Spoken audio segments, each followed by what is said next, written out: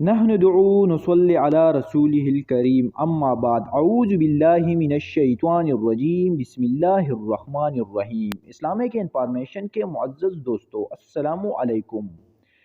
دوستو، حاجات پورا کرنے والے ذات صرف میرے رب کی ہے۔ جب کوئی حاجات، کوئی ضرورت پوری نہ ہو رہی ہو اور آپ مایوسی کا شکار ہو جاتے ہو تو ایک بات یاد رکھیں، مایوسی انسان کی بچی ہوئی طاقت کو بھی رائگاں کر دیتی ہے۔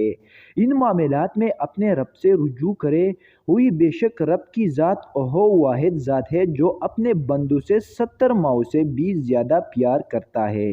حاجت کا یہ عمل ان حضرات کے لیے ہے جو کسی حاجت، کسی خواہش کے پیچھے بھاگ بھاگ کے تھک گئی ہو، پسند کے شادی کا مسئلہ ہو یا امتحان میں کامیابی کی پریشانی، حصول روزگار کے مقصد ہو یا دو افراد میں صلح کروانے کا جائز کام، کسی سے اپنے جائز حق لینا ہو یا مقدمہ میں جیت کی تمنا، کسی کے دل میں اپنے محبت پیدا کرنے ہو یا قرضدار سے قرض حصول کرنا یا پھر قرض اتارنا، اپنے ذاتی گھر لینا ہو یا اپنے گھر کسی خاص مقصد کے لیے بیچنا، اولاد کی اصلاح کے لیے یا اولاد نارینہ کے خواہش، بیٹی یا بیٹے کے رشتہ میں رکاوٹ یا کوئی اور خاص حاجت، ہر جائز حاجت کے لیے عمل بہت آسان اور بہت مجرب المجرب ہے۔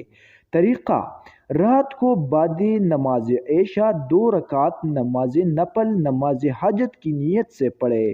اس کے بعد اسی جگہ پر باعادہ بیٹھ کر 300 بار درود ابراہیمی پڑھے۔